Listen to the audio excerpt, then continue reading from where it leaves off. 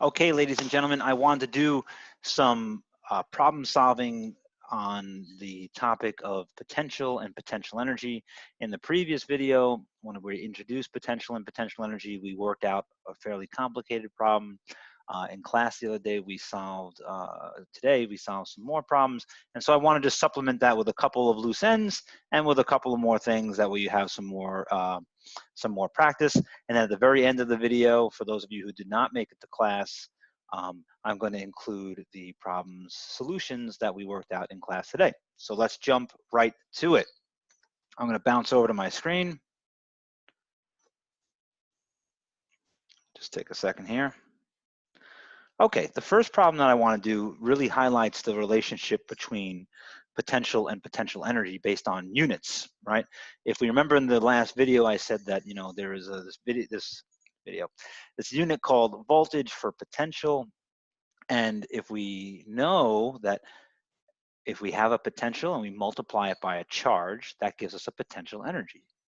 So the elemental charge or fundamental charge, E times a voltage, would be a charge times a voltage, charge times potential would give us potential energy.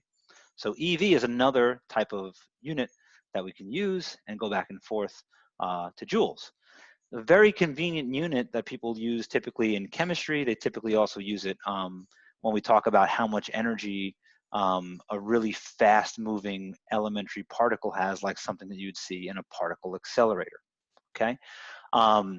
So when you hear, like, you know, that SLAC or Stern or you know, Atlas or one of these projects a particle to some outrageous kinetic energy, and they say, you know, it's 50 MeV or 50 GeV or something like this, right? There's the EV. MeV, in this case, that we're going to look at in this problem, is your mega electron volts, okay?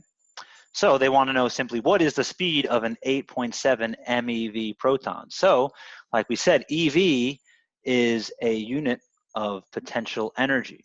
And so we're basically just going to be comparing the difference between potential energy, U, zoom in here a little bit so it's easier to write, U, right, which we know is some number in EV, where V is volts. Okay, this is, again, C last time, and we're going to relate that to K because we know K is just 1/2 mv squared, where again the V here is velocity, and that's what we ultimately want. Okay, so let's do the conversion. That's what this whole entire problem is about. We're given 8.7 times 10 to the 6th EV. Again, why do we have that? We have that because MeV, remember that M here stands for mega, which is 10 to the 6th power. So we have 8.76 electron volts, and we can do our unit conversion, 8.77 times 10 to the 6th.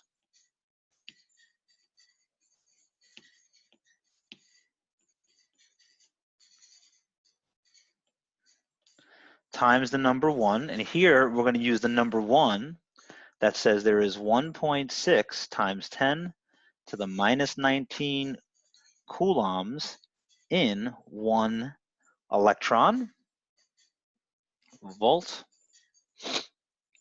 And so here we're going to see, oh, I'm sorry. So here we're going to see, here we're going to see that when we do this, the E's can, oops, let's undo that. The E's cancel. Then we do this algebra out, we get volts times coulombs, which is exactly what we expect. We expect that to be a joule. And so this gives us our 1.39 times 10 to the minus 12 joules.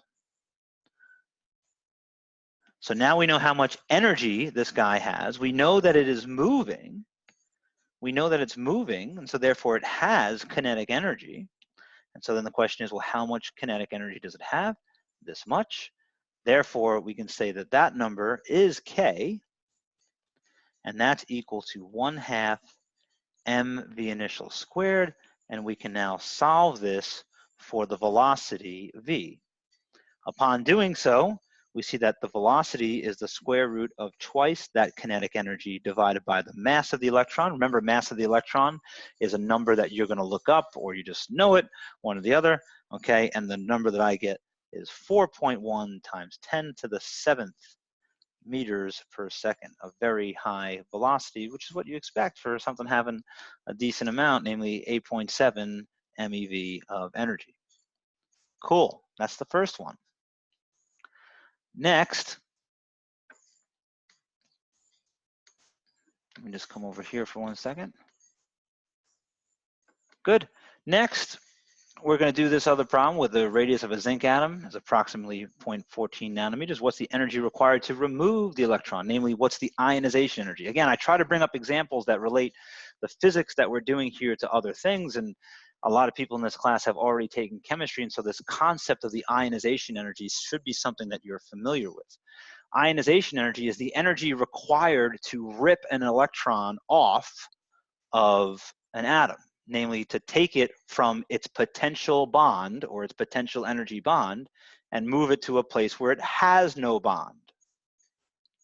Another way of saying that is that we're moving it from a place where you had a potential and we're moving it to a place where the net potential is 0. Potential energy bond, or you had potential, move it to a place with no bond, no potential energy, no potential V. Okay, so how are we going to do this? All right, if we then think about the case when the electron is still part of the atom. Oh, I have to pause that and get my tea.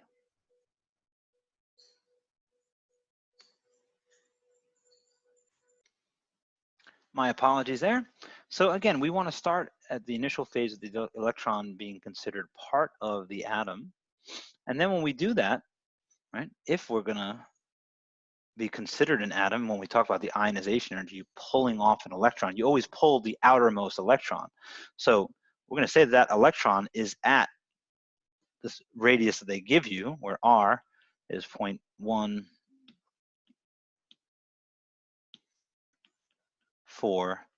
nanometers, right? Which again, I remind you is 0.14 times 10 to the minus 9 meters. Okay, so we have R. We have the thing that it is. It's an electron, right? So we have the charge, right? Negative E, negative 1.6 times 10 to the minus 19 coulombs. Okay, and then, oops, my apologies.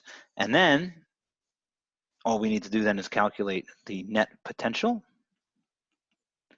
KQ over R. Remember, that's potential, not potential energy. Okay, and if we compute that, then we see that this comes out to a nice round number, which is just negative 10 volts. Okay, if that's negative 10 volts, and we want to know what is the potential energy that we would then have to use to rip that out, well, if it had 10 volts of potential, how do we convert potential to potential energy? We multiply it by the charge.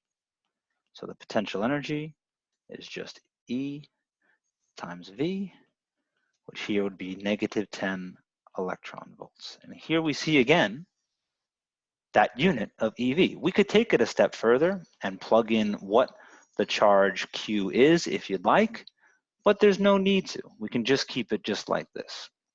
And that gives us a good enough result for what we have.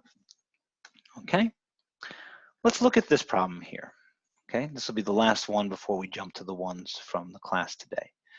Parallel plate capacitor, that's our next topic, so don't freak out too much about that. All that we care about for right now is that it's a system that has a plate of positive charges on one side, negative charges on the other. We charge one side of it to a really high potential, and the other side like this, okay, such that everywhere you go across this distance, the change is linear. So right at this point right here, when you're halfway, this would be at a potential of 2500 volts, okay? That's what this, oops, That's what this statement up here is saying, and we'll study more of that again in our next video. But for now, let's just say that all that is given. A proton is fired into the center of this thing at a speed of 3 × 10⁵ meters per second. So first and foremost, we realize it's an electron. Oh, I'm sorry, I lied. It's a proton. Which means, remember, if it's a proton, we know its charge.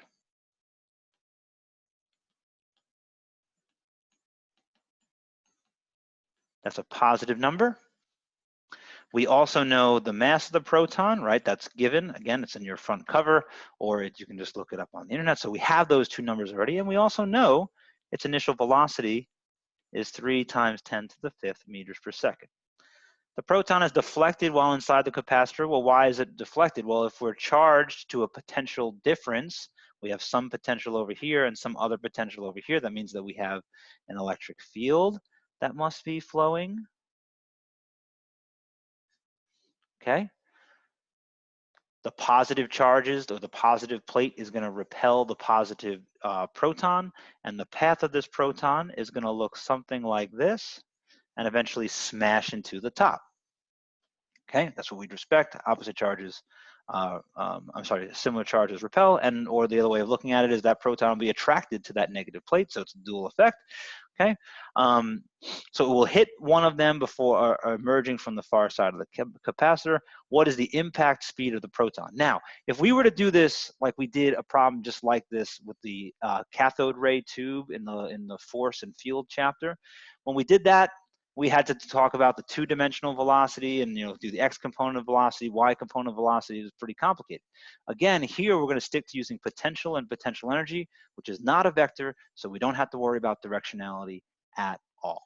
Okay, so let's take a look. Let's see if we can use our 5-step process then of conservation of energy to see if we can get this.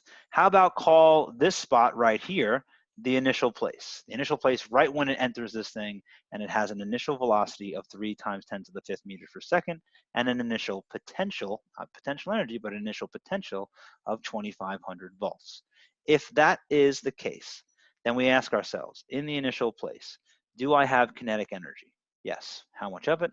1/2 mass of the proton, the initial of the proton squared. Do I have potential energy in the initial place? Well, yes, if I have a potential, then I definitely have potential energy. How much potential energy do I have?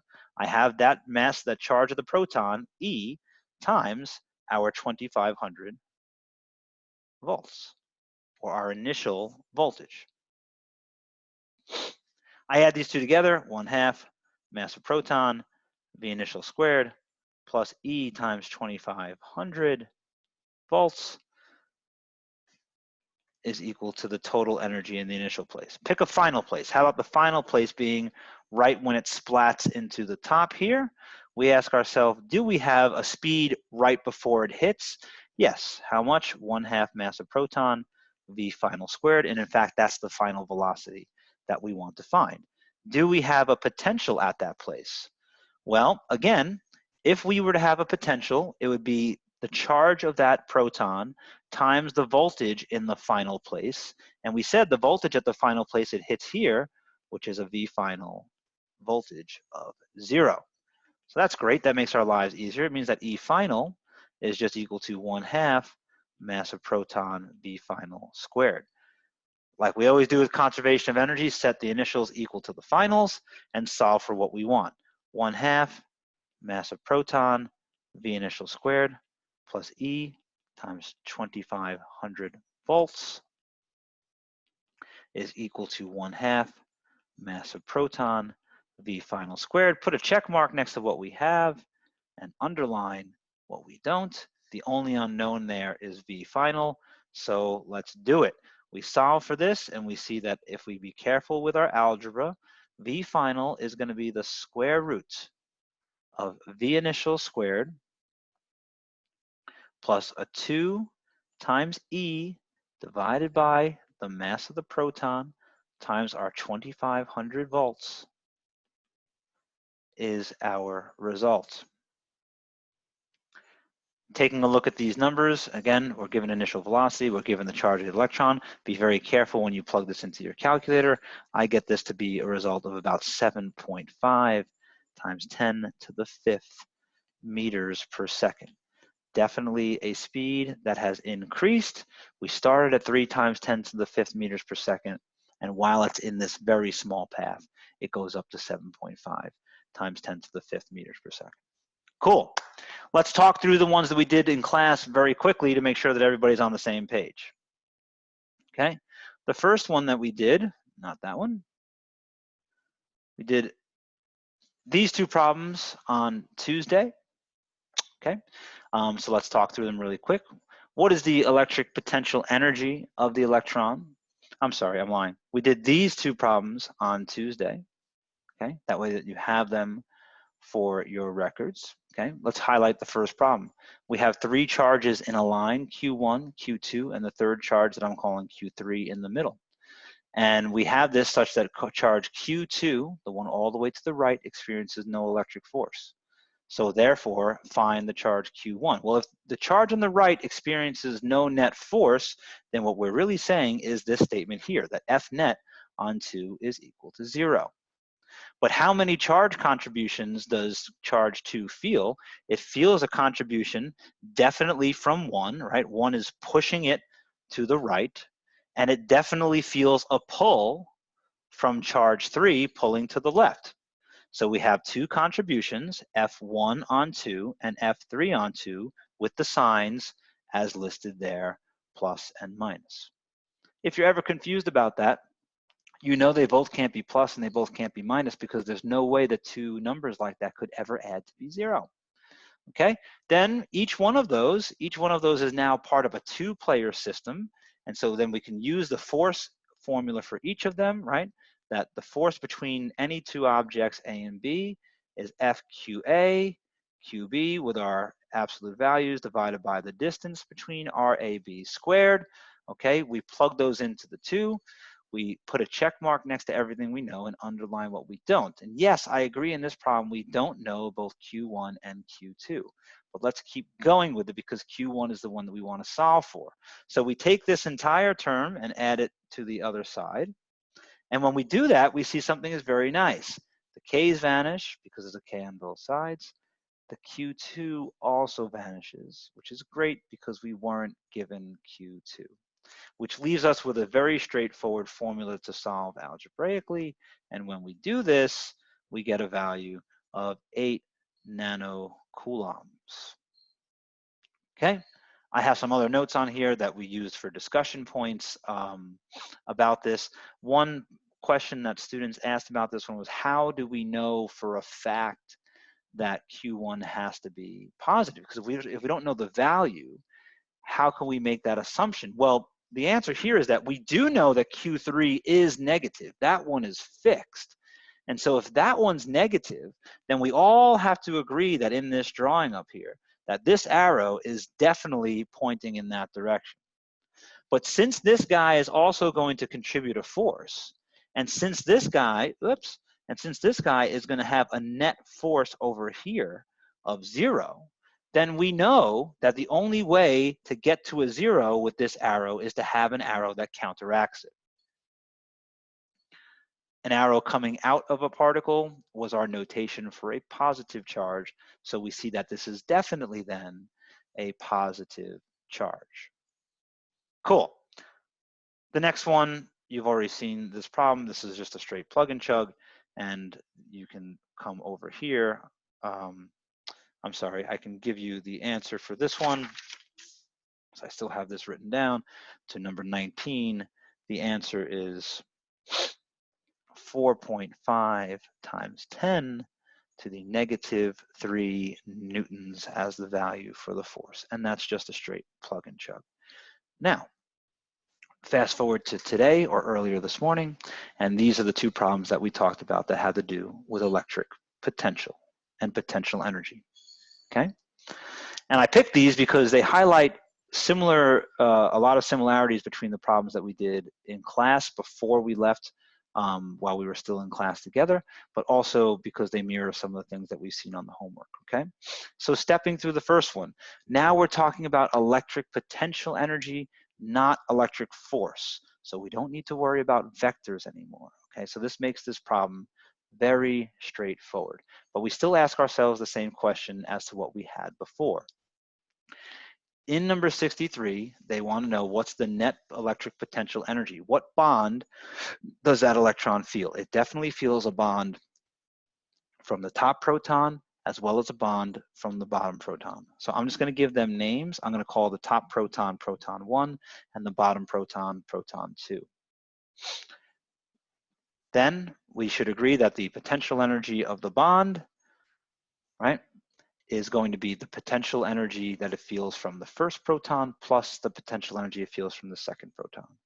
Then, since each one of those are now two-player systems, we can plug it into the formula for potential energy, where again, we don't need to worry about direction here because potential energy is not a vector.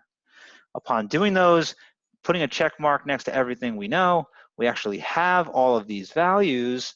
Okay, so this is a straight plug and chug, and we get an answer of negative 2.2 times 10 to the minus 19 joules. That is our potential energy bond. Again, reminding you that the charge of the proton and the charge of the electron are things that are already given to you. Now, second problem is a bit more complicated. And I bring this one up because this one appears on the homework. Well, a version of this one appears on the homework that you're doing this week. On the homework that you're doing this week, you have one that reads almost identical. It says 2-point charges have a certain separation distance.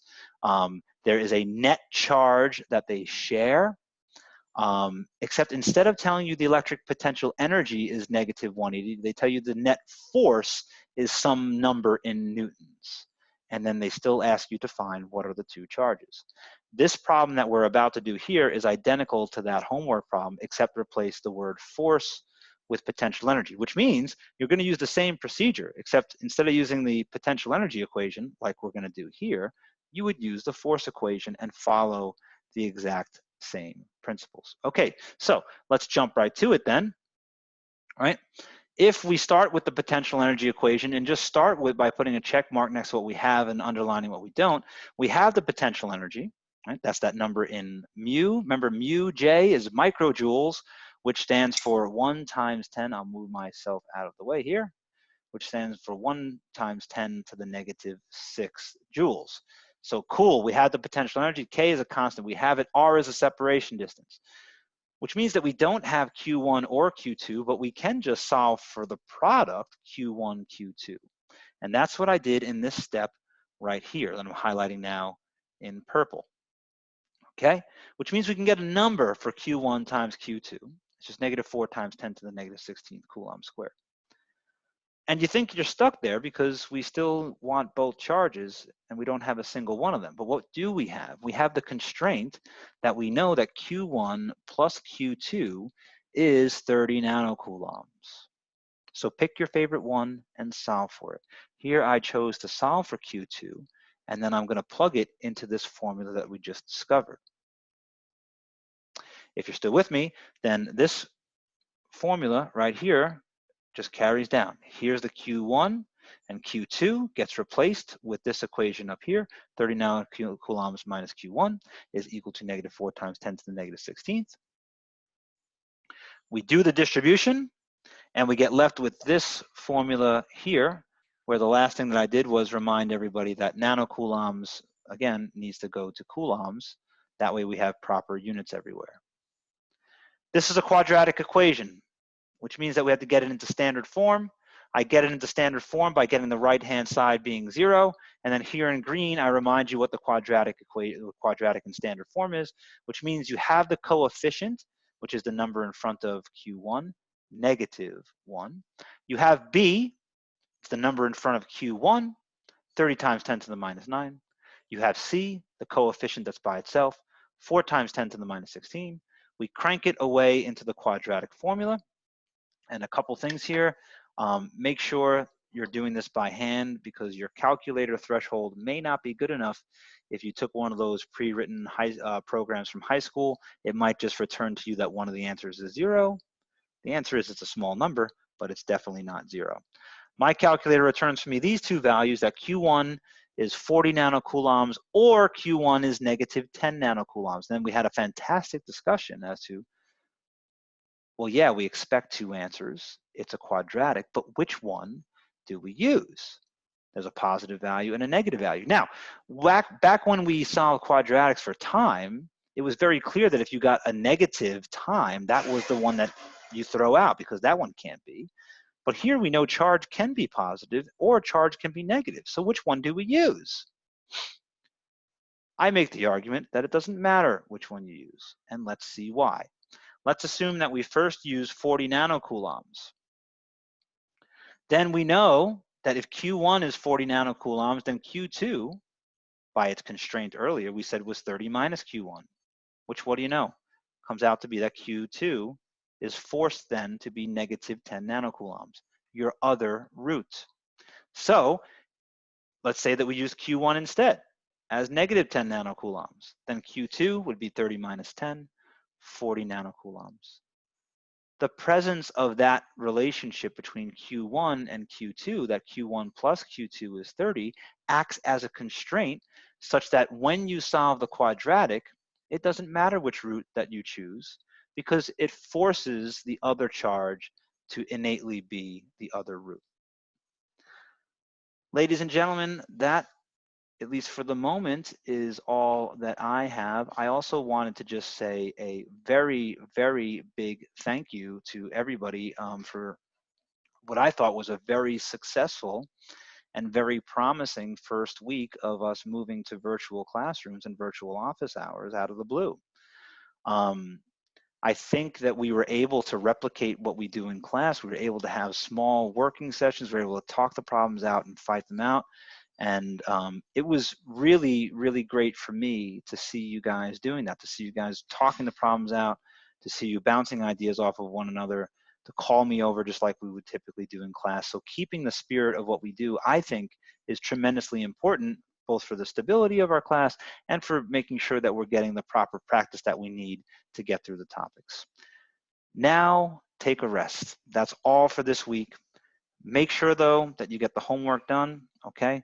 Last video that you have to watch for this week. You'll get the next ones piped in over the weekend, and I hope you have a safe and happy weekend. Until then, enjoy physics.